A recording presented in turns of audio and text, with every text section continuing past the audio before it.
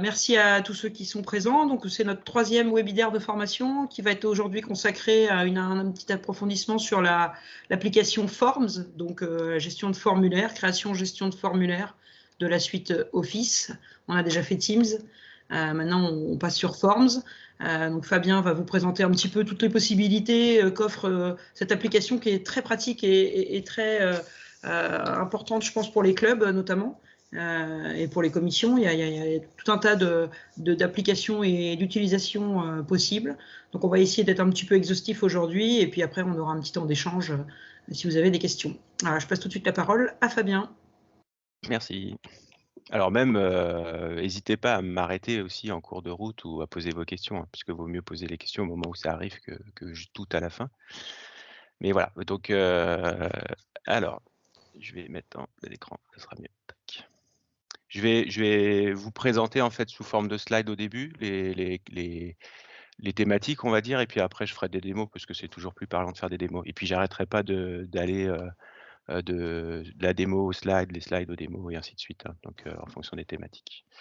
Ce qui est important, vous connaissez, je pense, à force, mais c'est vraiment couper vos micros quand vous ne parlez pas et n'hésitez pas à les allumer quand vous avez une question ou alors à lever la main. Il y a une petite fonctionnalité lever la main et puis on vous donne la parole. Voilà.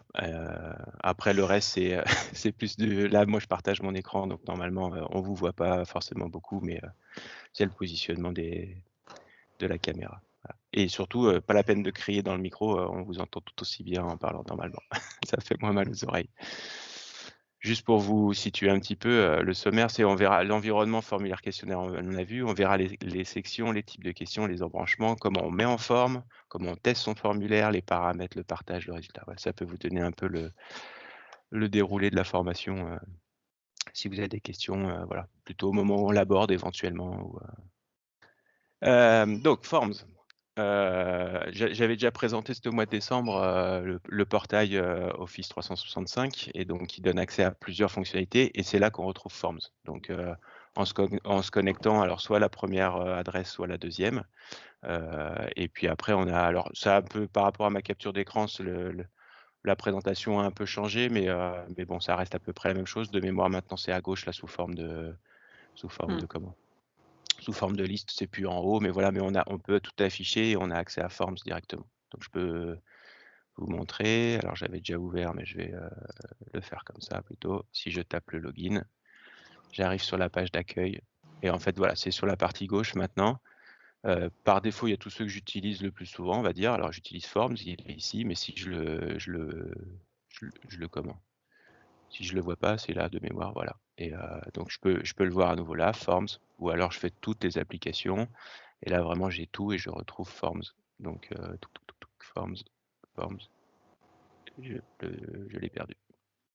Voilà, quand il y a tout, je suis perdu. Forms, voilà. Ouais, je vais fermer l'autre fenêtre. Voilà. Donc voilà, on y accède comme ça, c'est qu'en ligne, il y a pas d'application, on va dire application bureau, comme on peut avoir Word, Excel, etc. Mais bon, on fait tout en ligne et puis après on partage surtout en ligne pour que tout le monde puisse remplir. Donc formulaire, c'est quoi? Il y a deux notions dans formulaire. Il y a alors déjà l'environnement pour vous présenter. Quand je arrive dessus, je peux créer un nouveau formulaire ou un nouveau questionnaire. C'est les deux notions, on verra un peu la différence entre les deux. J'ai tout, par défaut ici, moi j'ai tous les formulaires auxquels j'ai accédé. Donc c'est soit mes formulaires, soit des formulaires que des gens m'ont partagés. Donc on peut le voir, hein, là par exemple j'ai mon formulaire. Là je suis connecté avec mon compte comité, c'est pour ça que c'est communication du comité. Mais il y a des formulaires qu'on m'a partagés. Là, il y a une personne qui m'en a partagé une. Là, il y a l'ITFE. Voilà. Donc là, en fait, c'est la partie récente. C'est mes formulaires récents. En revanche, alors je peux en épingler aussi. Moi, je crois que j'en ai pas épinglé. Voilà. Et je peux voir ceux que des gens m'ont partagé. Donc voilà, j'en ai deux qui m'ont été partagés. Et donc dans récent, si on peut voir, ITFE Île-de-France, en fait, je suis pas auteur et on me l'a pas partagé. Pourquoi? Parce qu'en fait, c'est un formulaire qui appartient à un groupe Teams auquel j'ai accès, donc je vois le formulaire et je les vois tous, quoi. Voilà. Et si je veux voir tout, là c'est les récents. Si je veux voir tous les formulaires, je vais voir ici, j'ai tous les formulaires. Je peux rechercher un formulaire aussi, hein, si j'en ai beaucoup. Voilà. Si je fais tous mes formulaires, je vois tous mes formulaires, je vois même ceux que j'ai supprimés. Je crois que j'ai vidé ma corbeille, bah voilà, donc j'en ai pas. Et je peux revenir en arrière. Donc voilà, c'est un peu l'environnement de façon principale, quoi. C'est ce que je mettais ici, hein, donc je fais mes nouveaux formulaires. Ici, j'ai un peu des onglets pour pouvoir choisir. Ça fait un premier filtre, je peux rechercher si je le souhaite. Je peux voir tous mes formulaires. Hop là, pardon, j'ai même je me suis fait avoir. Je peux même descendre pour voir ici les groupes auxquels j'appartiens dans Teams et éventuellement où il y a des formulaires. Là, par exemple, l'ITF Île-de-France, je vois qu'il y a 25 formulaires dedans, donc je peux aller voir les 25 de ce groupe-là. Voilà. Et je reviens en arrière. Voilà, l'environnement globalement à peu près où se situent les choses, hein. Donc je disais, il y a 2 notions dans les formulaires, je les ai distinguées. Alors je connais pas tous mes slides par cœur, ça fait longtemps que je les ai faits, mais donc la partie formulaire et questionnaire. Donc formulaire, c'est dans le sens où je veux que les gens, j'ai mis des exemples, hein, je fais des enquêtes, les gens vont remplir l'enquête, donc répondre aux questions pour me donner de l'information. Je peux faire des inscriptions ou des sondages, ce genre de choses, quoi. Donc j'ai plusieurs types de questions qui existent au moment où je fais ces questions-là. Donc il y en a par défaut qui s'affichent, notamment choix, texte, de l'évaluation ou une date. Et je peux aller en chercher d'autres en plus dans la petite flèche. Voilà. Je peux créer des sections. On verra tout ça en détail après, hein, je vous montrerai en faisant des petites démos. On peut créer des sections, c'est-à-dire regrouper des questions entre elles pour vraiment que ce soit la personne remplisse d'abord cette section, puis la suivante, et ainsi de suite. Et je peux aussi faire des embranchements dans les questions, dire que s'il répond ça à cette question-là, ça ira plutôt à la question 2, alors que s'il répond l'autre choix, ça ira à la question 3. Ça permet de sauter des questions, d'afficher pas forcément tout. Voilà, on fait des embranchements de ce type-là. Je vous montrerai après. Et l'autre partie, c'est les questionnaires. Et donc les questionnaires, c'est la même chose que les formulaires. La seule différence, c'est qu'au moment où on fait nos questions, on indique quelle sera la bonne réponse. C'est pour ça que c'est un questionnaire. Donc on peut l'utiliser pour faire des QCM par exemple. Voilà. Et puis après on a comme ça un résultat, on y affecte des points. Je l'ai encadré ici. Alors on met le point qu'on veut, etc. Et donc voilà, c'est la seule grosse différence, hein, entre le questionnaire et le formulaire. Et alors on peut pas mettre des 0,5 au moment où on fait les questions dans les points, et on verra après comment éventuellement je modifie quand je revois et que je corrige, on va dire, on pourrait dire ça comme ça, les questionnaires qui ont été remplis. Est-ce qu'il y a des questions jusque-là déjà? Non. Voilà, donc alors déjà on va aller voir, je vais vous faire une petite démo, on va créer, on va commencer par un nouveau formulaire. Donc de base, je crée un titre à mon formulaire, hein, donc formulaire plutôt formation forms. Êtes-vous intéressé, par exemple, intéressé. Hop. On a toujours un titre et souvent une description, donc là on peut y mettre une description assez complète avec beaucoup de texte, hein, sur plusieurs lignes. Donc voilà, je simplifie, mais exprès je vous montre pas tout pour la mise en forme, on le verra au moment de la mise en forme. Voilà. Et ensuite je dis je veux ajouter une nouvelle question, et c'est là où je choisis en fait mes questions. Donc QCM, enfin si on fait un QCM, c'est choix simple ou choix multiple, hein, voilà. Quelqu'un veut remplir un champ texte, éventuellement mettre une évaluation, si on pose une question, remplir une date, et après j'ai les autres. Donc de mémoire, on verra après sur les différents trucs. Et c'est là où je peux créer une section. Donc si je crée pour montrer rapidement, je mets la question 1 ici, voilà. Je vais mettre oui, non, par exemple, hein, c'est pas... Toc. Et derrière, je veux rajouter une autre question. Je peux rajouter une autre question, cette fois-ci sous forme de texte. Je veux votre nom, prénom, par exemple. Hop. J'ai toutes mes questions qui s'affichent comme ça après. Et si je veux regrouper ce que je disais, je fais des sections. Donc ici, je vais créer une section. Donc visuellement, au moment où moi je crée mon formulaire, je le vois dans la suite, hein. Je vois vraiment. Donc là, j'ai la section 2 et je dirais c'est plutôt sur quoi? Je vais dire date. Choix de la date. Choix de la date. Et puis ça veut pas forcément dire quelque chose, hein, mon exemple, mais et ici je mets dû faire ça, bah là je me suis trompé, je peux la mettre à la poubelle et si c'était date. Ah bah si c'est date. Voilà, choix. Et donc là, ça sera sous forme de date et les gens pourront choisir une date. Et je vois bien deux sections différentes. Je vous montrerai ce que ça donne après visuellement, mais donc j'ai une section 1, plusieurs questions, une section 2, plusieurs questions, puis je peux continuer comme ça à créer plein de questions et plein de sections. Donc les sections, c'est en gros, on regroupe nos questions ensemble, section 1, section 2, ainsi de suite. Et en fait, qu'est-ce que ça fera après quand les gens vont remplir? C'est qu'ils auront toutes les questions de ma section numéro 1. Ils feront suivant. Alors, sur la partie gauche ici de mon écran, là je suis en train de faire mon formulaire, je les vois tous les uns après les autres, sauf que les gens, quand ils vont pouvoir répondre à ce formulaire ou à ce questionnaire, ils auront la première section, ils cliqueront sur suivant pour passer à la deuxième section. Ils auront toutes les questions, là j'en ai pas mis dans ma capture, mais ils auront toutes les questions et ils pourront, si c'est la dernière section, faire envoyer, c'est-à-dire que j'ai fini mon questionnaire, ou revenir sur la section d'avant. Donc suivant, précédent, ou même précédent, envoyer si je suis à la dernière section. C'est ça le principe de section. En fait, c'est plutôt des pages. Oui, c'est des pages. Tout à fait. On peut le traduire plutôt sous forme de pages, effectivement. Alors vous, quand vous faites vos questionnaires, c'est vrai que ça peut être des fois rebutant d'avoir 50 questions sur une page, donc il vaut mieux faire de la construction en sections avec peut-être 5, 6, 10 questions par page maximum pour essayer de dynamiser un peu votre formulaire pour ne pas faire fuir les gens. Tout à fait. Les types de questions, voilà, alors je vous en ai montré rapidement quelques-unes. Donc en gros, quand je rajoute une question, je choisis choix, texte, évaluation, date, classement, Likert. Je n'avais pas traduit, moi j'ai pas trouvé de mot comment traduire en français, mais voilà. On peut charger des fichiers, puis on peut faire une sorte de score aussi. Et donc les choix, on va le voir, je vais vous montrer, ils peuvent être multiples, on peut les mélanger, on peut faire des listes déroulantes.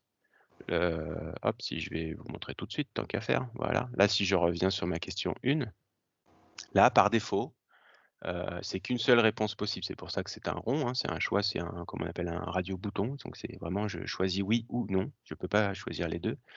Je peux rajouter d'autres options, hein, abstention, si on dit que c'est un vote, par exemple, abstention. Voilà, et c'est ici que je peux dire, moi, je veux que ce soit plutôt plusieurs réponses. Donc là, ça devient des cases à cocher. Et je pourrais cocher deux questions, enfin 2 réponses, pardon, plutôt. Je peux dire, ça c'est vrai pour toutes les questions, je peux la rendre obligatoire, c'est-à-dire qu'il faudra vraiment que je coche pour passer à la suivante ou pour valider mon formulaire. Et je disais donc soit question unique, enfin choix unique, choix multiple, ou et c'est là que je peux mélanger, c'est-à-dire que tout le monde n'aura pas le même ordre dans les réponses. Bon, je peux y mettre un sous-titre, c'est ce que je disais tout à l'heure, hein, je peux mettre un sous-titre à ma question, pourquoi pas. Toc. Et je peux, c'était où? Je sais plus. Liste déroulante. En fait, si tu décoches plusieurs réponses. Ah oui, c'est ça, voilà. Oui, forcément. Voilà, là, tu auras l'option liste déroulante. Liste déroulante. Donc ça s'affiche comme ça quand je suis en mode conception, on va dire. Mais quand je passe, je verrai après en mode aperçu, je vais vous montrer. Voilà, c'est cette fois-ci, je l'ai sous cette forme-là. Alors que si je choisis donc pas liste déroulante, donc choix unique, c'est sous cette forme-là et je peux en choisir qu'un seul. Si je choisis hop, plusieurs réponses, voilà, je peux en cocher plusieurs. Je peux pas dire combien maximum, mais je peux en cocher plusieurs. Je peux laisser le choix aux gens d'en cocher plusieurs. Ça c'est voilà le deuxième qui existe, donc c'est le champ texte. Donc on peut ici, alors j'ai mis nom prénom, en gros les gens vont remplir le nom. Je peux choisir que ça sera une réponse potentiellement un peu longue que les gens vont me remplir. Donc je peux cocher ça et donc d'un point de vue visuel, le champ est un peu plus long, donc je peux taper plein de trucs et ça s'agrandit. Alors que sinon, si je fais juste, c'est pas une réponse longue, c'est qu'une seule ligne. Je peux pas aller à la ligne quand je remplis mon formulaire. Et pareil, hein, je peux la rendre obligatoire ou pas. Et je peux faire des restrictions, c'est-à-dire que je veux par exemple que ce soit un nombre, pas un texte, mais un nombre. Je peux choisir que c'est un nombre qui doit être supérieur à une valeur, inférieure ou égale, etc. Donc je peux mettre des petites restrictions comme ça. Il n'y a pas non plus 100 000 hein, des restrictions, mais donc soit un texte, soit un nombre, on va dire. Après, qu'est-ce que j'ai comme question? J'ai On a une main l'évaluation. levée. On a Max qui a une question, visiblement. Ouais, vas-y Max. Tu peux activer ton micro. Si tu veux. Max? Voilà, ça y est. Ouais. Oui, j'avais une question elle est toute bête. Dans le questionnaire, est-ce qu'on peut dupliquer les questions, choix, Oui. texte, pour que ça soit toujours les mêmes Tout à fait. plutôt que d'aller à chaque fois cliquer sur le choix, sur le texte est-ce On qu'on peut Ouais. dupliquer tous les… En fait, sur chaque question là qu'on a, je vais fermer ça, Oui. on a ici, on peut les monter, les descendre, on peut les mettre à la poubelle et on peut faire un copier la question.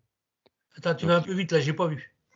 Alors, je peux pas changer mon pointeur, je crois, comme ça, mais Là, ici, là. oui, d'accord, oui. Ça y est, j'ai Là, pas. tu vois, il y a une sorte de Ouais, j'ai vu. on va dire, de Ça y est. feuille qui est décalquée, en fait, et donc je peux copier la question. Donc là, j'ai copié, tu vois, maintenant j'en ai 3, parce que j'avais cliqué tout à Ah, l'heure. ok, Donc, d'accord, c'est j'ai là qu'on 3. peut le faire. Ok. Et après, Max, avec les flèches, tu les positionnes où tu souhaites. Exactement. Là, je mets le 1. Si je la fais monter, le 1 est monté entre les deux autres. Et je peux le D'accord. Ah remonter à oui, nouveau. d'accord. Je mets dans l'ordre que je veux, comme ça. Que tu veux, Euh, d'accord. Du coup, Fabien, je ne sais pas si on peut aussi le coller dans une autre section. Si on peut, je pense. Oh, Non, bah, je suis pas sûre. Attends. si on la descend, je pense que voilà. Si on la Ouais, descend, c'est ça. voilà. Tu la copies, puis ensuite tu la descends dans l'autre section. Parce que Ah, je ok. suis pas sûr qu'on puisse en cliquant dessus la déplacer. Non, c'est ça. Le seul moyen de les déplacer, c'est les flèches monter, déplacer, monter, Ouais. descendre. C'est dans Google qu'on peut les bouger comme ça. Donc Ok. voilà. Donc on peut copier comme ça, effectivement. Donc l'autre question, je refais ce que j'avais fait juste avant. Hop. Donc je peux choisir une évaluation. Donc là, c'est sous forme d'étoile. Ou alors on choisit un nombre. Hein, et donc ça sera plutôt, bah voilà, j'ai une évaluation et on choisit même quelle échelle on prend. Hein. Que pensez-vous du cours? Donc voilà, sous forme d'étoile comme ça, c'est pareil, on peut rendre obligatoire ou pas, ça c'est vrai pour tout. Et puis là, on peut y mettre des étiquettes en disant, en fait, si je fais une étoile, bah, c'est mauvais par exemple, et si je mets 10 étoiles, c'est bon. Ça donne un peu l'échelle dans le sens surtout dans lequel il faut répondre. Donc Ça va, voilà. tout le monde suit là? Il n'y a pas de, de questions particulières? Vous avez un petit peu compris les catégories de questions? Tout le monde, tout va bien? Je vais toutes les faire. Hein, donc D'accord. la date, c'est relativement simple, on choisit une date. Hein, donc on met sa question toujours, hein, et puis derrière c'est un champ date, donc ça va s'afficher comme ça. C'est vrai que j'ai pas montré pour l'évaluation là de 1 à 10, j'avais mis des nombres, donc c'est ça. Si c'est des étoiles, on voit des étoiles, et la date, bah, en fait ça ouvre un calendrier puis on choisit sa date.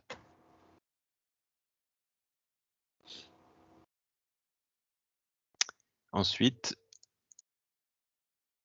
je vais la mettre dans la section 2, tiens, pour changer un petit peu. Ensuite, les autres choses qu'on a, il y a un classement. Donc là, je vais dire classer les éléments suivants. Les éléments Suivant avec un S. On va t'embêter. Hein. T'as raison, tac. Élément 3. Et élément 1. C'est un piège. Et si je vois ce que ça donne, alors là, je suis dans la section 2, donc il faut que je fasse suivant. Je arrive dans... Ah bah oui. J'ai mis des trucs obligatoires, forcément. Hop. Et donc là, en fait, bah, je classe les éléments. Donc ça permet de faire des questions où les gens devront classer. Voilà, je dis, bah, l'élément 1, il doit monter tout en haut. Tac. Et puis je peux envoyer ma réponse. Et dans les options de ça, hop, il n'y en a pas. Donc voilà. C'est assez relativement simple pour ça. Et puis c'est toujours, hein, j'ajoute une option. Si je veux en rajouter par défaut, il m'en avait mis 3. Je peux en rajouter 3, 4, 5, 6. Je choisis. Oui, typiquement, cette question, c'est par exemple, quel jour préférez-vous pour la réunion de formation des jeunes arbitres? Voilà. Lundi, mardi, mercredi, jeudi, vendredi. Et comme ça, les gens classent et ça vous fait une statistique à la fin. Exactement. J'enlève juste ça si je vais en section 2. Tac. Ensuite, qu'est-ce qu'on a comme type de question? Hop. Likert. Alors là, on voit un peu ce que ça donne visuellement. C'est-à-dire, en gros, c'est un peu que pensez-vous de ces éléments, de ces différentes thématiques? En une seule question, on peut faire ça. Que pensez-vous des thématiques? Ça s'appelle Likert parce que c'est les échelles de Likert, en fait. Ça, c'est le. Ouais, tout à fait. Je crois. Donc là, on pourrait dire, bah là, je pourrais, par exemple, dire, je pourrais mettre les formations en disant, par exemple, Teams. Qu'est-ce que je vous ai fait d'autre? Office 365, Office I. Tac, là, ça sera Forms, OneDrive et ainsi de suite. Et puis, en fait, pour chacune des thématiques, la personne qui va remplir va pouvoir mettre, alors dans les options, je mets, j'aime pas, j'aime, etc. Puis donc chacun pourra remplir, voilà. Et puis on peut rajouter des colonnes aussi en plus. Et ça fait, si je vais voir ce que ça donne, je vais dans la section 2, descends, voilà. Et puis donc pour chaque thématique, je vais mettre mes réponses, j'aime bien, j'aime pas, etc. Likert, c'est un psychologue américain, pour votre information, qui a développé ces échelles qui consistent en plusieurs affirmations pour lesquelles la personne interrogée exprime son degré d'accord ou de désaccord. Voilà. Voilà. Voilà la traduction. Je peux charger un fichier. Donc, alors, la seule particularité, j'en parlerai après, ce truc-là, c'est pas grave. Je vais le laisser comme ça, mais je l'aborderai après. Et ou sinon un score. Un score, et donc un score, c'est, voilà, on met de 0 à 10, c'est comment avez-vous trouvé le repas à midi? De 0 à 10, on peut mettre 1 degré de. Ou recommandez-vous, par défaut, il met déjà une question. Donc ça donne ça. Si je vais voir l'aperçu, voilà. 7, j'aime bien, voilà.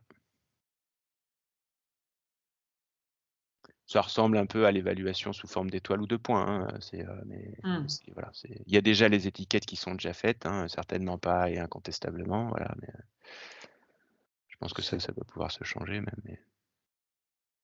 Donc les options là-dedans, il n'y a pas d'option, voilà. Puis on peut changer quand même les libellés qu'on a ici. Et alors, le chargement de fichiers, en fait, c'est que je vais charger pour mettre dans le formulaire que je suis en train de remplir, je vais y mettre, par exemple, on pourrait imaginer que pour une inscription, par exemple, une inscription d'adhérent ou ce genre de choses, on va lui demander son certificat médical si on utilisait un Forms, pourquoi pas. En fait, on peut lui demander de le charger comme ça, et donc il pourrait charger ce fichier-là. Alors on y met beaucoup de choses, hein, on y met déjà combien de fichiers. On pourrait lui dire il peut charger jusqu'à 5 fichiers, voilà, donc on met le maximum. On peut mettre une taille maximum de fichiers, hein, 10 mégas, c'est déjà pas mal. Et on peut aussi lui dire le type de fichier qu'on veut. On veut pas tout, on veut que des fichiers PDF, voilà, ou que des fichiers images. Alors la particularité pour ça, c'est que il faut être identifié au moment où on remplit. On verra au moment des partages et des accès qu'on donne au formulaire, mais ça veut dire qu'il faut être identifié. Et qu'est-ce que ça veut dire être identifié? C'est en fait taper un login mot de passe, et donc en fait taper un login mot de passe d'un compte qu'on a en ffhandball.net. Pour les clubs, ça sera pas utilisable parce que finalement on va faire des formulaires pour nos adhérents. Les adhérents, ils n'ont pas de compte ffhandball.net, donc ils pourront pas s'identifier. Donc en fait, le formulaire, on pourra pas leur rendre disponible pour ça. Je vous expliquerai pourquoi, ou je peux l'expliquer maintenant. C'est en fait, ça charge le fichier, ça le met sur un espace et ça le partage à pas mal de monde. Et donc pour pouvoir faire ça, il faut un vrai compte. Alors que quand on l'ouvrira à nos adhérents, on l'ouvre de façon publique, et donc en fait, nos adhérents n'ont pas un vrai compte ffhandball.net. Et ça nous empêche, par exemple, de demander un certificat médical ou une pièce d'identité, ou choses comme ça, via ce formulaire, quoi. Donc il vaut mieux leur dire merci de nous envoyer par mail à telle adresse la pièce. Je laisse la question exprès, je vous montrerai, parce que c'est au moment où on partage, ça va enlever des options de partage, voilà. Mais, de toute façon, je l'ai mis dans mes slides, mais voilà. Donc en gros, on a vu les choix simples ou multiples, je peux les mélanger, je peux faire sous forme de liste déroulante en choix simple. Les textes, longs ou pas, avec des restrictions si on veut des nombres, des évaluations, soit sous forme d'étoiles ou un nombre pour mettre un niveau, des dates, qu'on peut mettre, une date plutôt, classer ses réponses, faire un Likert, charger des fichiers. Donc là, j'ai mis juste une petite alerte, il faut être identifié, et puis un score. Voilà. Et pour chaque question, je vous l'ai montré un peu à chaque fois, on peut le rendre obligatoire ou pas. Par défaut, il ne le sera pas. Si on met la première obligatoire et qu'on crée une deuxième question, en fait, par défaut, il va prendre le choix de la première, il mettra obligatoire. Il faudra penser à enlever l'obligatoire si on ne veut plus le rendre obligatoire. Voilà, je peux dupliquer, voilà, donc avec le petit icône ici. Je peux le supprimer et je peux les déplacer.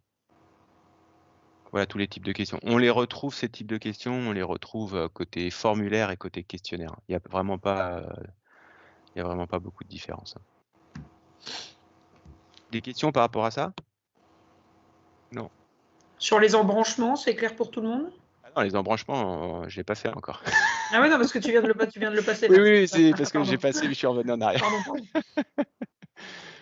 Autant pour moi. Je pense que j'ai l'impression qu'il y a un décalage entre moi, ce que j'affiche et ce que vous voyez. Donc, Oui, c'est vrai. ouais. Pardon. Bah alors, embranchement, s'il n'y a pas de question. Voilà, embranchement. On introduit les embranchements. Exactement. Donc, les embranchements, c'est dire je suis à une question et en fonction, alors soit c'est en fonction de la réponse, je vais à une question ou à une section et s'il répond une autre, enfin s'il fait une autre réponse, il ira à une autre question.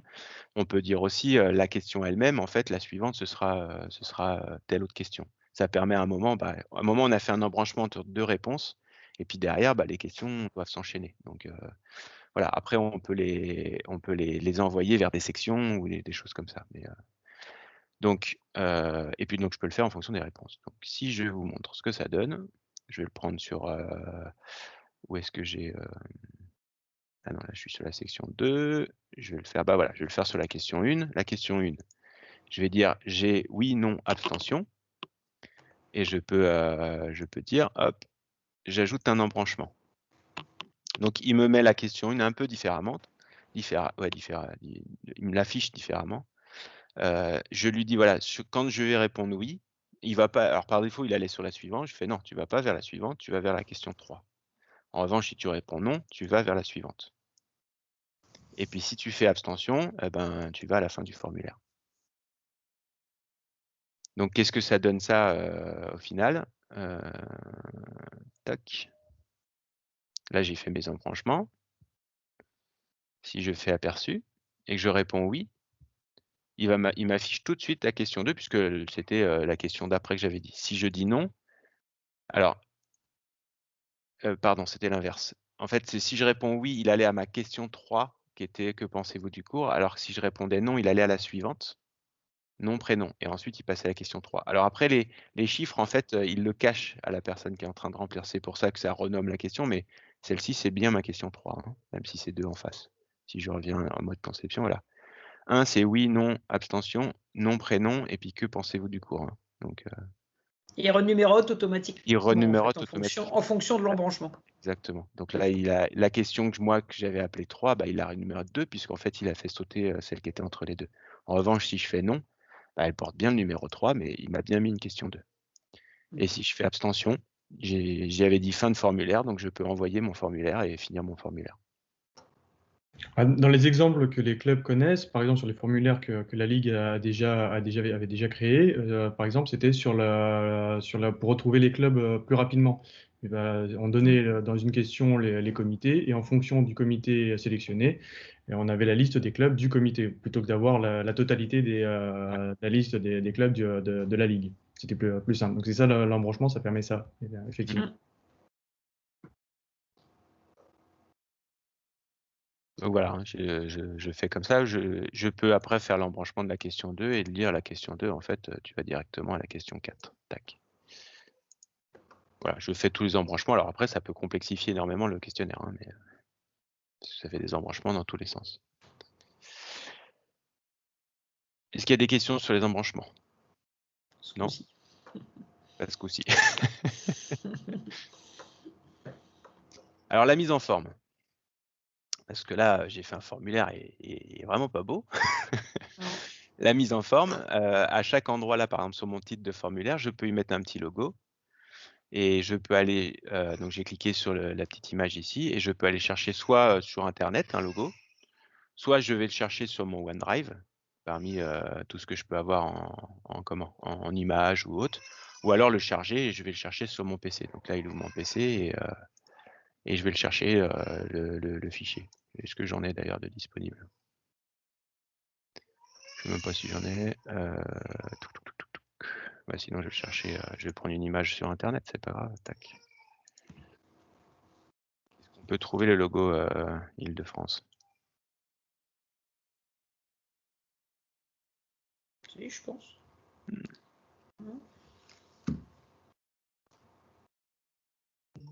Il y a beaucoup de logos. Hein. Ouais, j'ai pas grave, je vais prendre celui-là. ça reste le handball quand même. Et donc il me le met ici. Et je vais le laisser charger. Voilà. Donc déjà, je lui mets un petit logo comme ça. Je peux le faire à chaque question en fait. Hein. À chaque question, j'ai inséré un petit élément. Donc je peux rajouter image ou vidéo d'ailleurs. Hein, je choisis. D'accord. Ensuite, le fond derrière, je peux ici dans les thèmes. Voilà. Alors par défaut, voilà, il y a de la couleur où je peux mettre des petits thèmes comme ça. Donc il va mettre derrière. Sur certains titres que je mets, en fait, il va se baser sur le titre pour me retrouver des images qui peuvent être intéressantes. Par exemple, moi, je l'avais fait sur le vote d'Assemblée générale. J'avais fait vote Assemblée générale. Et donc, si je mets ça en titre, il me propose des images à côté. Voilà, les mains levées, par exemple, puisque c'est du vote. Et donc, voilà, il me propose des petites choses. Alors, ça le fait pas sur beaucoup de mots, hein, mais ça le fait un petit peu de temps en temps. Donc, voilà, ça permet de mettre en forme comme ça. Puis, après. Je les retrouve en dessous, mais sinon je peux mettre juste une couleur, hein, je suis pas obligé de. Voilà. Je crois que c'est tout en termes de mise en forme, ce qui est déjà pas mal, mais avec tout ça, on peut faire des trucs plutôt sympas.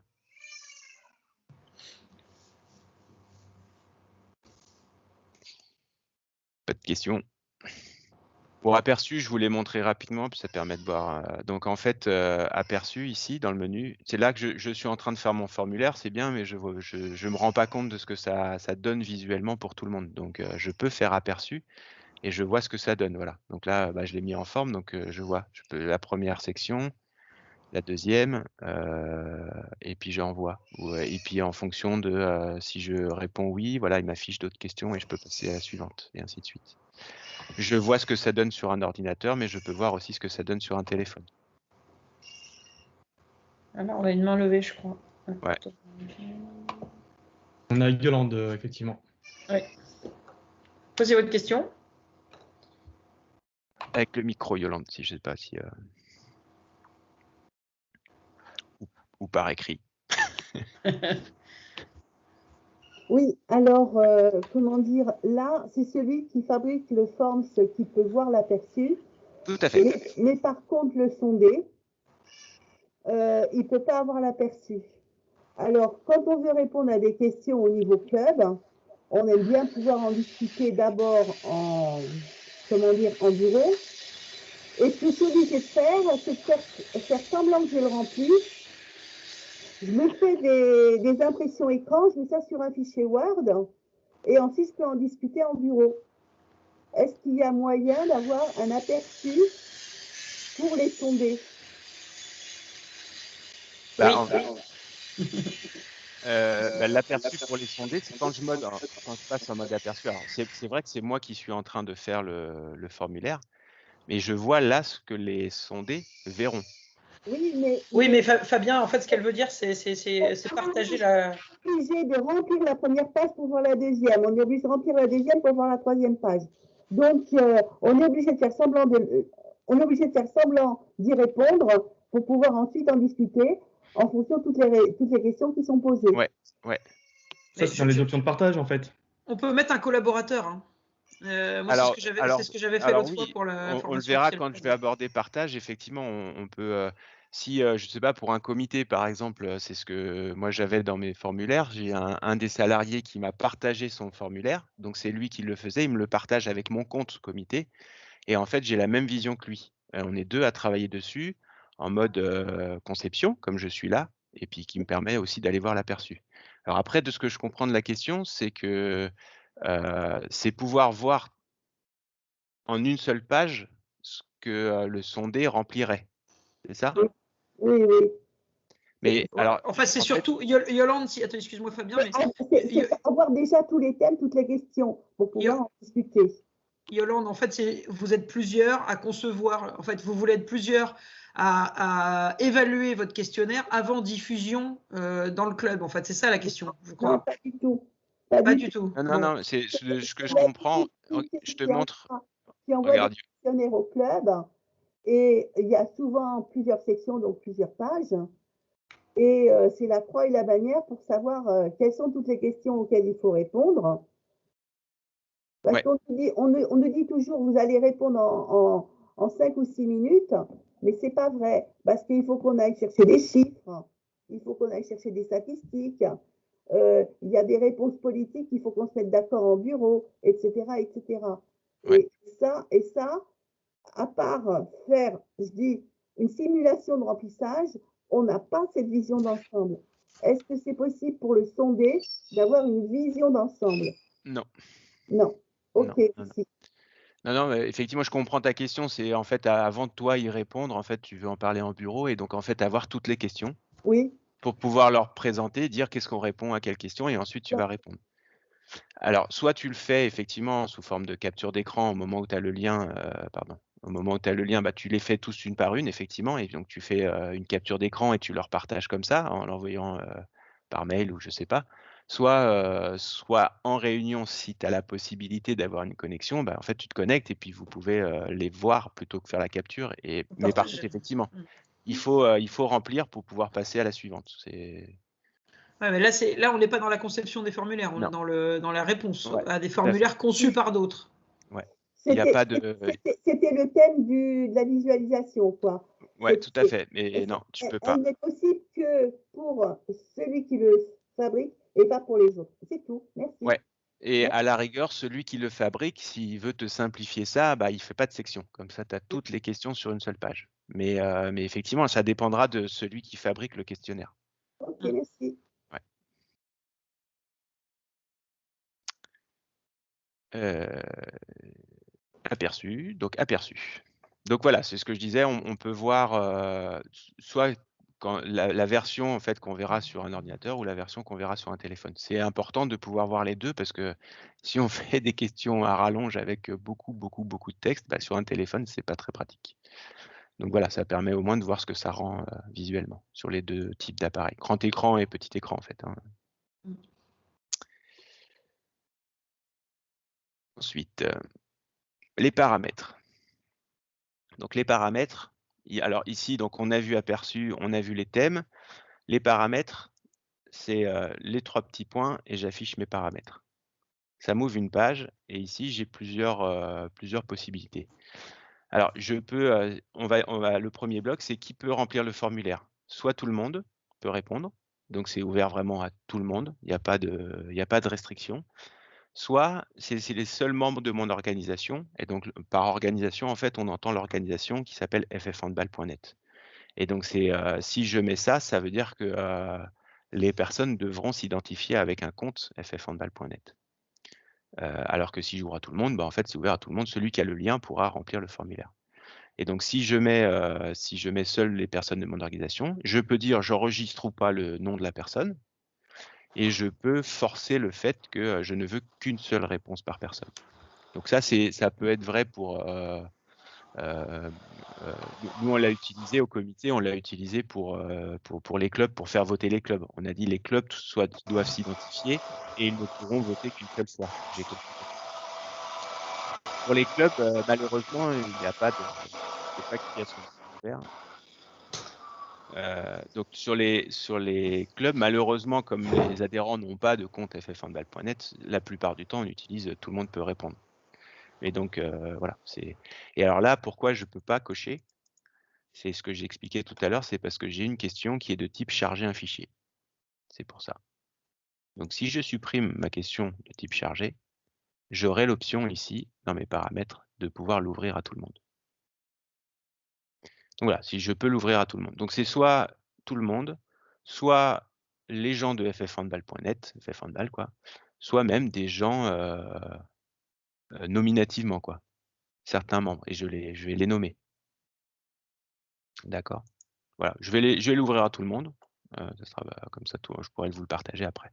Et ensuite, on a les options de réponse du formulaire. C'est j'accepte ou pas les réponses. Donc, si j'accepte pas, en fait, personne ne pourra répondre. Et puis, au moment où je veux ouvrir à tout le monde, je peux faire ça. Mais j'ai le choix aussi de dire mon questionnaire, je le prépare et il ne pourra être rempli que depuis le 27, c'est aujourd'hui à 11h45 par exemple, jusqu'à, je suis pas obligé, mais jusqu'à demain à midi, quoi, par exemple. Donc là, je peux partager le lien aux gens, mais de toute façon, ils pourront y répondre qu'à partir de 11h45. Je peux afficher la barre de progression. Donc si je vais dans aperçu, je vois une barre de progression ici qui indique où est-ce qu'on en est. Donc là, par exemple, j'ai une question, je passe au suivant. Je suis sur ma page 2. C'est par page. Voilà. Hop, je reviens sur les paramètres. Qu'est-ce que je peux afficher? Et je peux personnaliser un message. Votre réponse a bien été envoyée, ça c'est par défaut. Je dis merci, merci d'avoir pris le temps. Votre réponse a été envoyée, par exemple. Donc ça, c'est quoi? C'est au moment où je remplis. Je vais remplir rapidement. Non, je vais prendre abstention, comme ça c'est fini. J'envoie.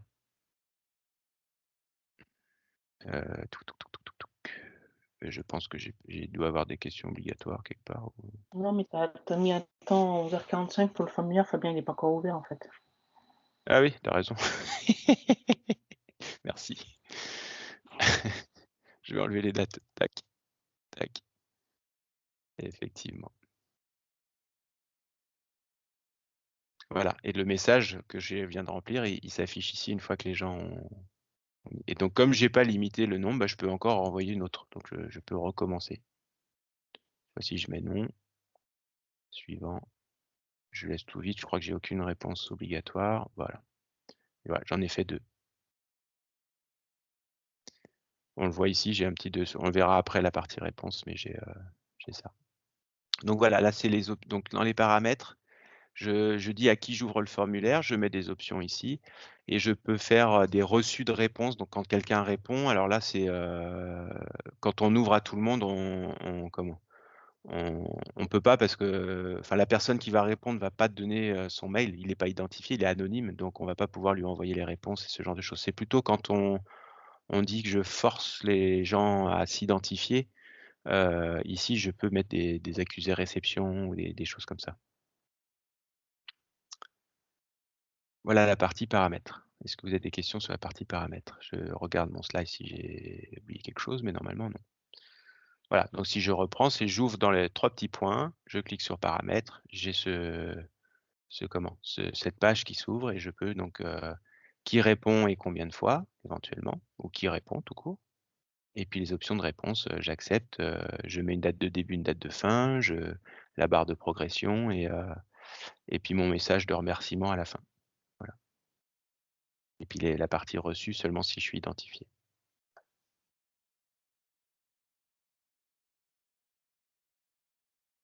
La partie partage qui est une fois qu'on a fini de faire son formulaire.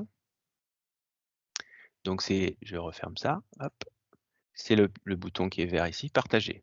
Donc maintenant, j'ai fini mon formulaire et je l'ai ouvert aux gens, etc. Mais ils n'ont toujours pas le lien, donc ils ne savent pas encore y répondre. Donc ici, je vais partager, je vais avoir les éléments pour pouvoir le partager.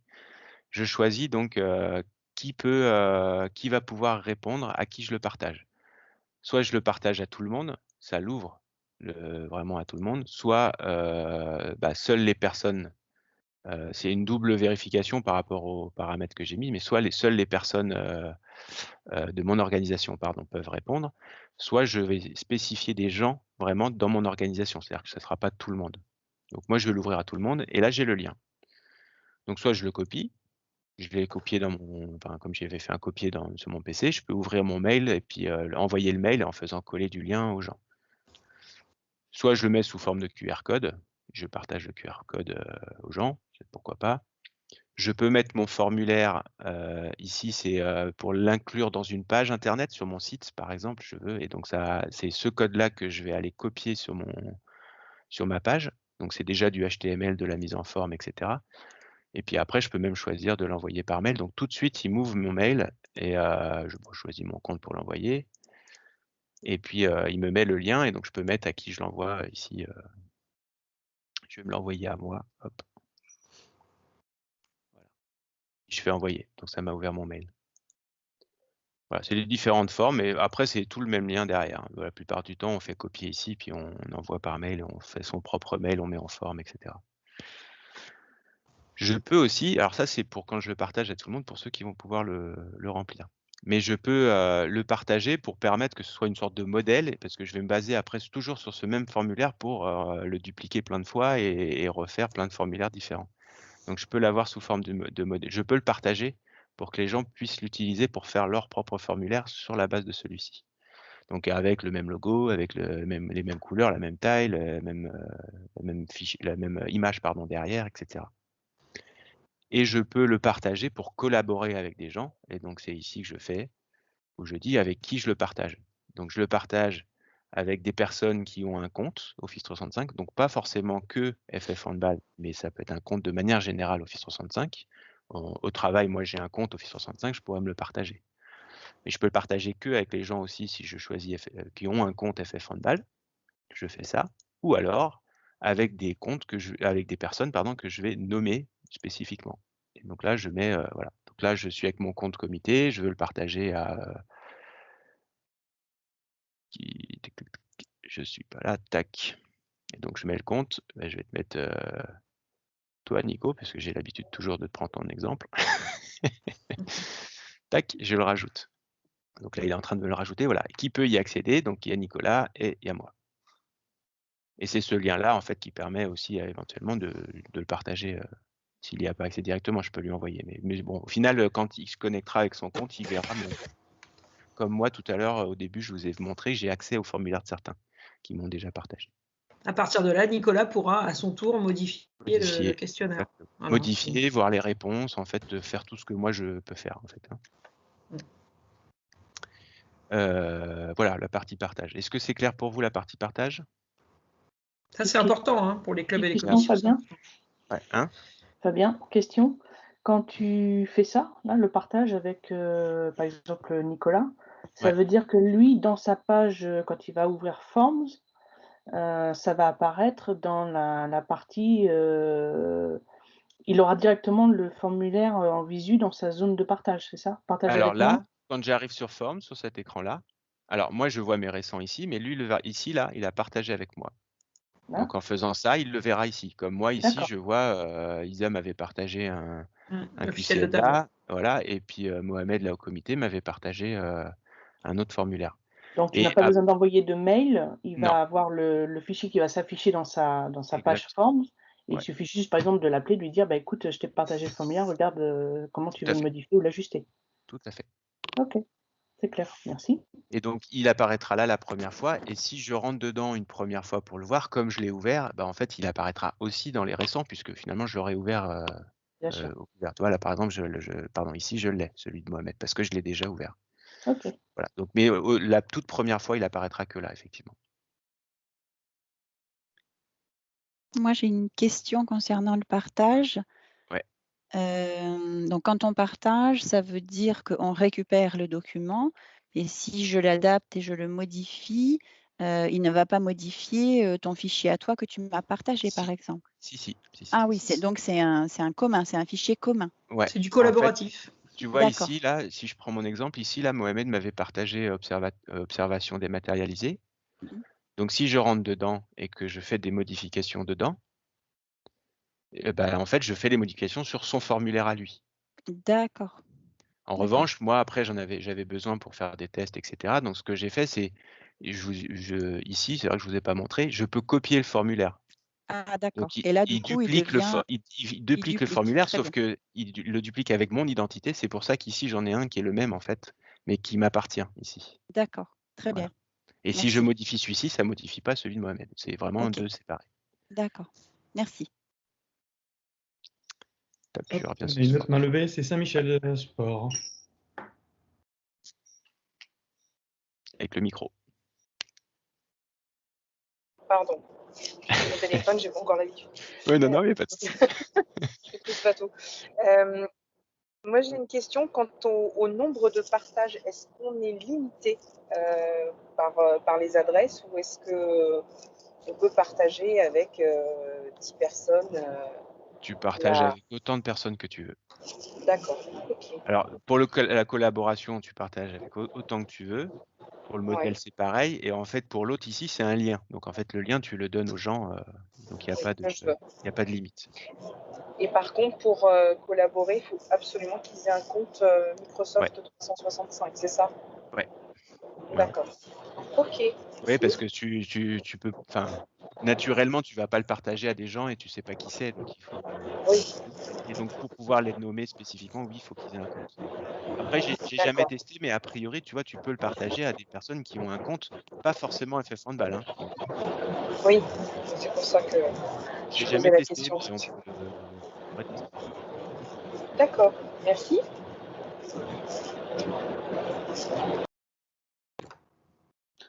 Par rapport à la question du compte Office 365, Fabien, est-ce qu'on peut préciser que si les gens n'ont pas Office 365, il est possible de créer un compte Office 365 en mode web, en ligne, qui est gratuit? C'est pas exactement vrai. En termes de création de Non, compte alors Office. c'est vrai que je l'ai pas, on le voit, je l'ai pas spécifié. Là, c'est marqué les utilisateurs disposant d'un compte Office 365 professionnel ou scolaire peuvent consulter le monde. Donc ça veut dire que en fait, il y a deux types de comptes Office 365. Ce qu'on appelle un compte Office 365 Pro, donc professionnel ou scolaire, c'est un compte qui est en général nous est donné par une société ou quand on est étudiant par l'université. Et donc c'est un compte comme le FF Handball est un compte professionnel. Alors, on parle de domaine. C'est voilà, Il appartient à un domaine. c'est un domaine, donc c'est pour ça qu'on parle d'organisation. Donc FF Handball, et on peut imaginer, en général, les sociétés, ils ont des domaines. Il peut y avoir Total, il peut y avoir Engie, voilà, ils ont des, c'est ça leur appartient. Ce qui fait que le compte qu'ils nous donnent à nous, c'est la société qui le gère. C'est-à-dire qu'à tout moment, s'ils le décident, ils peuvent le supprimer et on n'y aura plus accès. Et l'autre type de compte Office 365, c'est les comptes personnels. Donc, pour ceux qui ont déjà, c'est les hotmail.fr, les outlook.fr, tous ces comptes-là personnels. C'est des comptes, alors ce qu'on appelle des comptes Microsoft, mais c'est pas ceux-là qu'on pourra partager. Parce qu'ils sont personnels, c'est on va dire, une autre branche, quoi. C'est vraiment un autre environnement. Donc, c'est pour ça qu'on ne peut pas. Ok, je croyais. Excuse-moi. Après, on peut, pas pour les formulaires en fait, mais pour, on le verra sur la formation OneDrive ou autre, on pourra le partager à des gens qui ont ces comptes-là personnels quand on veut partager un document dans OneDrive. Mais on verra pourquoi on peut et comment on peut en fait, parce qu'il faut qu'on soit capable d'identifier la personne et puis qu'il s'identifie lui, quoi. Donc, mais là, non, pour Forms, malheureusement, on peut pas. C'est dommage parce que sinon, ça donnerait beaucoup plus de possibilités. Mais c'est pas prévu, on va dire pour le moment. Peut-être que ça viendra un jour, mais.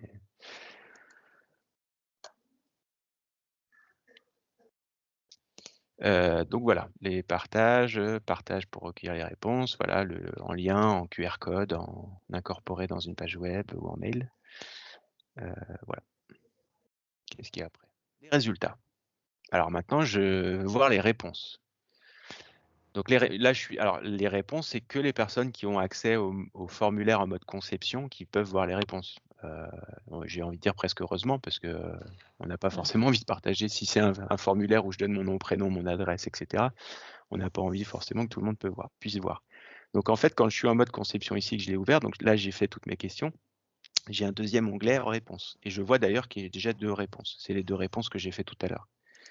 Donc je peux passer à ce niveau-là et je vois les réponses. Donc je vois la question 1, eh ben, il y a une personne qui m'a répondu non, une personne qui m'a répondu abstention. Sur nom et prénom, de toute façon, j'avais rien rempli au moment où j'ai rempli, donc là, tout est vide. Voilà. Et ici, je verrai le score s'il y avait des gens qui avaient répondu. Mais là, je vois de façon globale, parce que si je veux voir de façon vraiment plus précise une par une, je peux voir afficher les résultats, et là, je vois ma première personne. Alors, si j'ai ouvert à tout le monde de façon anonyme, c'est pour ça que j'ai pas le nom des gens. Donc voilà, la première personne, elle a répondu abstention. En 2 secondes, j'ai même le temps à laquelle il a pris la deuxième personne, elle a dit non. bah là, elle a laissé tout vide, etc. De toute façon, j'avais laissé tout vide, voilà. Et j'avais répondu en 8 secondes. Donc, je peux parcourir de toutes mes réponses une par une et voir ce qu'ils ont mis de façon unitaire. Là, je le vois comment ça s'appelle, en version web. Mais je peux, pour faire des graphiques et exploiter ça sous Excel, je peux l'exporter en fait en format Excel. Ça m'exportera en forme de tableau, une ligne par réponse, et en colonne, bah, les réponses question 1, question 2, et ainsi de suite, et ça me mettra les réponses comme ça, puis après je pourrais manipuler comme je veux, extraire, faire des stats, etc. Je vais vous montrer la différence en faisant, parce que là j'ai fait un formulaire. Je vais retourner sur les formulaires et je vais faire cette fois-ci un questionnaire. Du coup, c'est un peu plus long. Si je fais un questionnaire, la seule différence dans les questions que je fais, donc c'est la même chose hein, quelque part. Hein. Je choisis mes questions.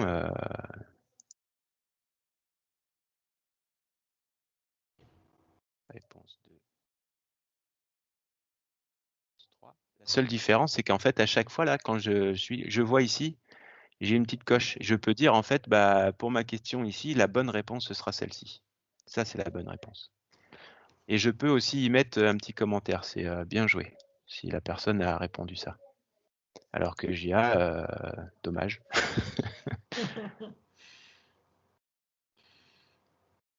Réponse. Ce n'était. Voilà. Ou ne pas mettre du tout. Et donc, je mets comme ça. Et je mets les bonnes réponses et je peux choisir de mettre, voilà, cette question, moi, globalement, sur mon questionnaire, je considère que ça vaudra 2 points. Et je rajoute une deuxième en disant quel temps il fait. Rien à voir, quel temps fait-il. Hop. Et là, je mets un champ texte. Pardon, là, je dirais beau. Et la bonne réponse, ce sera beau. Il faudra que les gens répondent beau. Et là, je dis, bah, ce ne sera pas 2 points, ce sera plutôt qu'1 point parce que c'est moins. Voilà.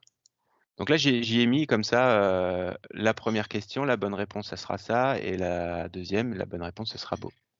Qu'est-ce que ça donne visuellement quand je vais y répondre? Bah, je l'ai comme ça. Bah, moi, je réponds, je dis, ouais, ça doit être réponse 2. Je sais que ça vaut 2 points. Et là, je dis, il pleut. Il pleut. Et j'envoie. Je peux voir mes résultats. Ah, manque de peau.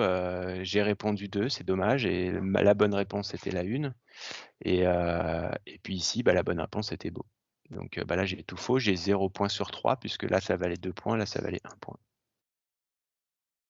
Donc moi, après, en tant que personne qui a fait le questionnaire, je peux aller voir les réponses, toutes les réponses. Donc là, j'en ai qu'une, mais je vois ici toutes les réponses. Et je peux examiner les réponses. Donc c'est comme tout à l'heure afficher les résultats, sauf qu'on examine les réponses. Et donc là, je vois la première personne. Donc là, je l'avais mis pour identifier, c'est pour ça qu'il a récupéré mon compte. Donc je sais qui c'est. Il a eu 0. Je lui dis, ah, je suis gentil avec lui, je vais lui donner quand même 0,5 parce que c'était 0.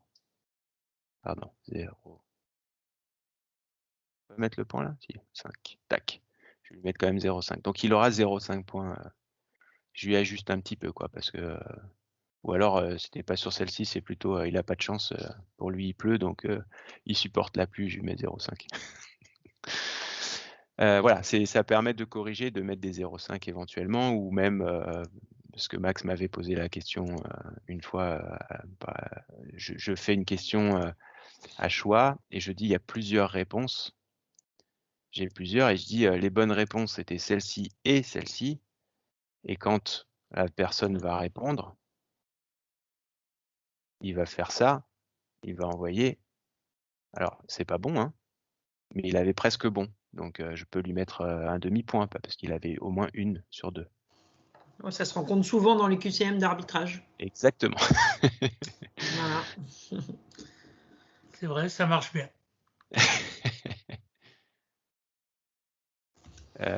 Donc voilà, tac, résultat. Donc ce que je disais, on voit de façon globale les résultats. Donc là, je suis dans un questionnaire, dans un formulaire, pardon. Je peux afficher les réponses. J'ai pas de points, j'ai rien, mais je vois ici, puis je peux passer de l'un à l'autre. Ah bah alors je vous ai pas montré effectivement. Je peux choisir de ici supprimer. Donc là j'en avais 2, bah, je peux tout supprimer et bah, je repars à 0, j'ai plus de réponse. Voilà, ça permet de repartir d'un questionnaire vide éventuellement. Donc voilà. Et j'ai fait déjà mes résultats au questionnaire. Donc une fois que j'ai répondu à un questionnaire, je vous ai fait afficher mes résultats, je vois mes réponses à moi. Au moment où je les ai répondues, je vois que les miennes. Et quand je suis la personne qui a conçu le questionnaire, je peux, on va dire, dépouiller les questionnaires, c'est comme ça que j'ai appelé ça, et donc on peut examiner les réponses une par une. On a les réponses de façon globale sous forme comme ça, mais on peut les examiner une par une et puis voir, on va dire, apprenant par apprenant, qu'est-ce qu'il a répondu. On peut lui corriger un peu les points si on lui veut lui donner un demi-point ou ce genre de choses. Il y a des questions là sur ce module de questionnaire et de notation? Est-ce que vous voyez bien la différence entre le formulaire et le questionnaire? Non, ça a l'air bon. Et ben j'ai fini. Bah voilà.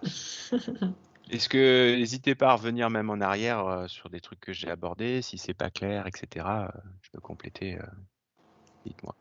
On a une main levée, il y a Youssef pour Oui le Vésinet, et ensuite on aura Saint-Michel Sport. Ouais, bonjour à tous. Fabien, une petite question. Effectivement, dans le cas où on collecte une adresse mail, un nom, prénom, doit-on mentionner le RGPD ou pas? Normalement, oui, tu devrais. En fait, dès que tu récupères des données personnelles, tu es censé le mentionner. D'accord. Ouais. Non, mais je voulais que Ouais. bon, tout le monde le sache. Je ne suis pas spécialiste du RGPD, hein, mais Normalement, oui, hein. Naturellement, je te dirais oui, je pense que tu dois le spécifier. Ouais, tout à fait. Ok, merci. Saint-Michel? De nature, normalement, dans les clubs, vous êtes sensibilisés à ça. Attendez. Tu disais, Nathalie? Excusez-moi.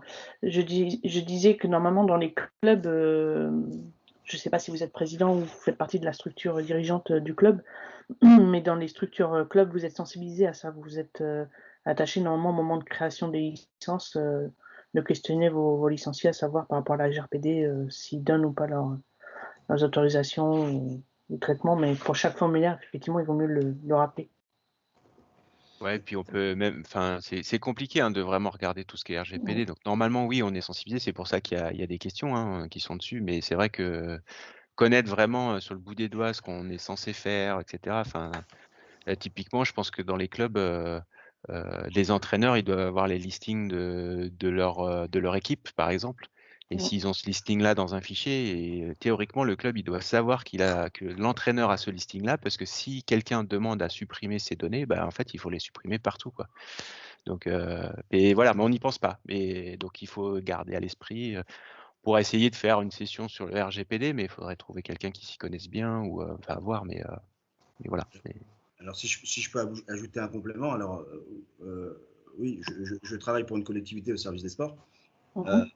Il faut le mettre. Ma question, c'était une fausse question. Hein. C'est parce que je ne l'ai pas vu dans le template, là, dans la formation, mais c'est obligatoire. Et je voulais le souligner à tout le monde. Donc, il ne faut pas oublier de mettre le RGPD dans le formulaire. Ouais, je t'avoue que même moi qui travaille dans le domaine, et je devrais être sensibilisé un petit peu à ce genre de choses, parce qu'on le traite beaucoup, je le mets pas, j'y pense pas en fait. Mais oui, on devrait le mettre. On devrait le mettre. Saint-Michel? Merci. Ma question, c'était de savoir si le support qu'on a eu là aujourd'hui, on peut nous l'envoyer. Bien sûr. Voilà, c'est tout, parce qu'il est bien fait, donc merci pour ça. Bah, c'est gentil. En fait, il y aura même, on a enregistré, donc il y aura même la vidéo qui sera disponible. Tous les webinaires sont en ligne. Hein. Tous les webinaires sont en ligne sur le site internet de la Ligue, sur la rubrique, je crois, formation. Nico, c'est quoi? On la met sur quoi? Vidéo, c'est sur la première page de toute manière. Oui, de toute façon, sur la première page, effectivement, vous avez les petites vignettes webinaires formation. Vous pouvez reprendre absolument tous les webinaires qu'on fait là. Donc, on en est au 3e. Puis c'est pareil, s'il y a des questions qui viennent après, n'hésitez pas à m'envoyer un mail. Soit vous avez mon mail directement, soit par la Ligue, et ça sera transféré. Ça me sera transféré. Voilà, n'hésitez pas. Hein. Enfin, et puis il y a même des gens qui connaissent à la Ligue qui pourront répondre directement, mais voilà. Faut pas... Fabien, par rapport au questionnaire, tu l'as peut-être pas montré. Tu sais, quand la fonction envoyer les réponses, je ne sais pas si on... Alors, je ne l'ai pas abordé parce qu'en fait, ça ne marche pas forcément. Quand on est club, on ne l'envoie pas. En fait, tu peux l'envoyer les réponses quand les gens se sont identifiés. Parce que s'ils se sont identifiés, on a le mail, en fait. Et donc, tu peux envoyer... c'est la partie publiée, par exemple, les notes. Là, je prends l'exemple, par exemple, de Max avec sa formation Ouais. officielle de table. Bah, ça ne fait rien, en fait, derrière. Ils ne reçoivent pas. C'est pour ça que je ne l'ai pas abordé. En fait, là, par exemple... Ça peut être piégeux parce que quand on fait le formulaire et qu'on voit envoyer les réponses, on pense que les stagiaires vont l'avoir. Je sais que Max l'a fait et je sais que derrière, ça n'a rien fait. D'accord. Ça leur donne la note. Ils ont reçu la note par mail? Ils reçoivent la note. Ah, bah alors, voilà, parce que si tu fais publier, en fait, tu as ça. Ouais. Alors là, moi, je suis identifié, donc je vais le recevoir par mail si je le faisais. Mais eux, ils sont pas identifiés puisqu'ils sont anonymes, puisqu'ils n'ont pas de compte. Et donc, ils ont quand même eu la note. Oui, parce qu'ils me donnent, à la fin du questionnaire, ils me donnent leur adresse mail. Ouais, j'avais mis un champ. J'avais mis un champ adresse mail quand j'ai fait le questionnaire. Ouais, mais en fait, tu dois le faire manuellement dans ce cas-là, l'envoi. C'est ce que tu as fait, Max, non? Oui, bah, j'ai dû envoyer à chaque candidat, ouais, tout à fait. C'est pas automatique. Là, si je fais publier, ça publie. C'est ce que tu avais fait la dernière fois, mais en fait, là, moi, ça va me l'envoyer certainement. Je vais vérifier, mais ça a dû me l'envoyer à mon mail parce que je suis identifié. Mais si je suis anonyme, en fait, ça le fait pas parce qu'en fait, même s'il y a un champ email dans le questionnaire, c'est un champ texte. En fait, le formulaire ne sait pas que c'est un email. C'est un champ texte dans lequel nous, on demande un email. Donc, ça nous permet éventuellement d'envoyer les notes après coup, nous, manuellement, parce qu'on a leur email. Ah, d'accord. Mais c'est pas automatique, en fait. C'est pas automatique. Ouais, il faut que tout le monde ait un compte FFhandle, quoi. Exactement. Parce que là, l'aperçu, moi, toi, je l'ai publié. Donc, dans l'aperçu, je vois, en fait, ce que la personne va voir. Mais en fait, pour qu'elle puisse le voir, faut qu'elle l'ait reçu. Et donc, pour qu'elle l'ait reçu, il faut qu'elle soit identifiée. Non, mais moi, je veux pas qu'elle ait les réponses. Qu'elle ait les... Non, mais bien sûr, mais t'inquiète pas, ça, pour les personnes qui suivent la formation, eux, ils n'ont pas de compte, donc de toute façon, ils ne le voient pas. D'accord. Ok. Très bien. Est-ce qu'on a une autre question? Il y a une main levée là, non? C'est Max qui a... Non, il y a une question sur l'export Excel. Ah. Sur l'export Excel. Bah là, je peux... Ouais. Bah là, en fait, je peux... là, j'ai deux réponses. Je peux faire exporter vers Excel. Il va charger. Et en fait, il charge sur mon PC. Donc, je vais l'ouvrir. Tac. Donc, j'obtiens le fichier comme ça sous Excel. Et si je l'ouvre... Après, c'est un traitement classique de fichier Excel. Tout à fait. Où on peut faire des graphes, etc. J'obtiens alors... le numéro, c'est le premier qui a répondu, le deuxième, les autres seront 3, 4, 5, etc. On a la date à laquelle il a commencé à répondre et la date à laquelle il a fini de répondre. Quand les personnes sont identifiées, j'ai leur adresse mail et leur nom. Mais sinon, c'est marqué anonyme. Et alors là, comme c'était un questionnaire, on a le total des points. Et puis derrière, on a toutes les réponses qu'il a données. Voilà. Réponse 2, il a eu 0 points. Là, j'avais mis il pleut, j'ai eu 0,5 points. Et on a tout sous forme de colonnes, en fait. Et donc après, on peut manipuler éventuellement derrière, faire des statistiques ou autre. Je peux vous montrer, qu'est-ce que je peux... moi, ce que j'ai fait, par exemple, je vais vous montrer un qui parle un petit peu plus, peut-être. Dans mes formulaires, j'ai la partie... je ne sais pas si j'ai des réponses qui ont été mises, mais... Tout à l'heure, j'en ai parlé là sur la dématérialisation. Je vais prendre le mien, celui-là. Là, c'est du suivi de jeunes arbitres, par exemple. Donc, on remplit en fonction de... Voilà. Donc là, j'ai tous les suivis qui sont là. Alors, c'est des exemples que j'avais tapés très rapidement. Si je l'exporte...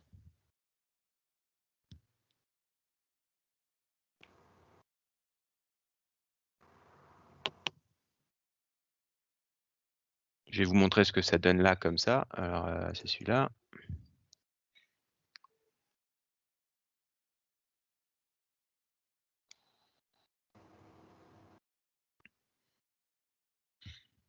Ça va venir.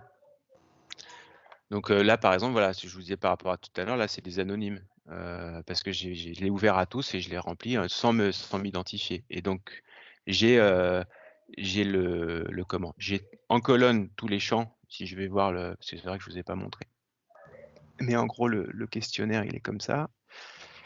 En gros, je mets l'accompagnateur du jeune arbitre, je mets le juge arbitre, je mets la date et le match en question. Et puis après, je dis dans la section 2, je dis en termes de cadrage de jeu, est-ce qu'il a bien fait les jets de 7 mètres, le jeu passif? En termes de protection du joueur, est-ce qu'il y avait le SPA, la SPP, le faute d'attaquant, etc. La technique individuelle, c'est que des champs textes, hein, on le voit ici. Et puis le placement-déplacement. La personnalité, le savoir-être, et puis derrière ici le Likert pour sur toutes les thématiques qu'on a vues avant où j'ai les commentaires ici de 1 à 5, est-ce qu'il était bien ou pas. Et donc j'obtiens quand j'exporte ici, c'est tout ça que j'obtiens là. Hein. Donc j'ai le nom de la personne, le juge arbitre. En fait, ils ont rajouté toutes ces colonnes intermédiaires là, et ça y était pas il y a 2 semaines, mais donc maintenant ils ont rajouté des trucs. Mais je retrouve la date, le match. La gestion des jets, tout ça, les commentaires en fait, hein, et je retrouve tout comme ça. Alors ça fait un gros tableau. Donc je peux l'exploiter ce tableau après en disant si je sais pas, je vais faire comme ça. Je vais faire vite, je sais pas si ça va marcher, hein, parce que je fais un peu sans préparation, mais je fais ça. Et puis je vais faire un petit tableau par exemple, un petit graphique. Voilà, qu'est-ce que j'ai? Il faut que j'active la modification. Je recommence. Alors, attendez, c'est comme ça, je crois, pour tout sélectionner. Tac. J'insère alors graphique, tag graphique, je sais plus c'est là. Graphique recommandé, pourquoi pas. Bon, je vais prendre. J'aime bien les trucs en. Je sais pas ce que ça va donner, mais. Ouais, alors je vais vous montrer plutôt. Parce que là, je suis pas encore expert des graphiques, donc faut que je recherche trop et ça va prendre du temps. De mémoire, c'était là. Suivi d'arbitrage, tac. Ce qui revient au même, hein, c'est le contenu de ce tableau-là, je l'ai copié dans un autre tableau dans Excel où j'utilise, voilà.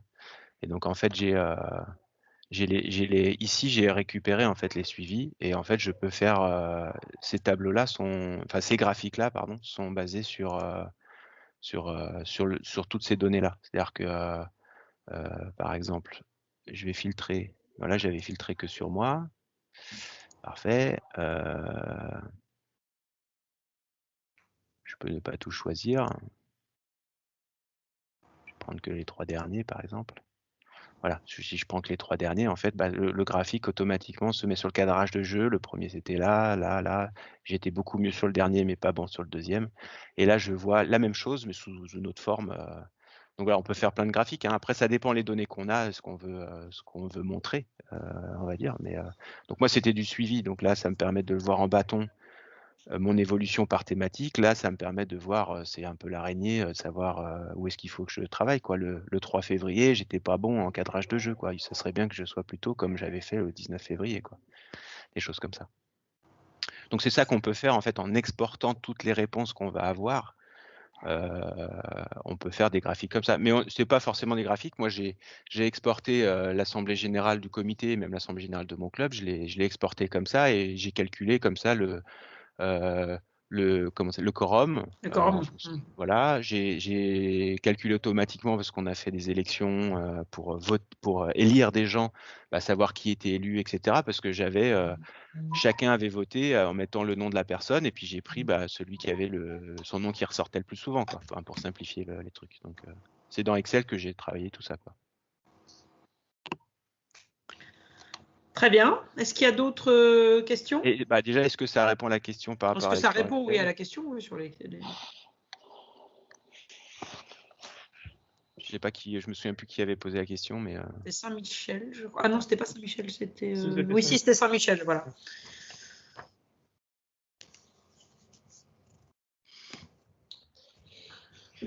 J'aurais plus de questions. On n'a pas d'autres questions? Très bien. Merci alors. Merci, oui. Je vais vous donner les dates a priori des prochains webinaires de formation qui sont ouverts à tous au niveau des clubs et des commissions. Donc le 20 mars, a priori, on a calé un webinaire sur OneDrive, donc l'outil de stockage. Et le 3 avril, on commencera des webinaires un petit peu de retour d'expérience.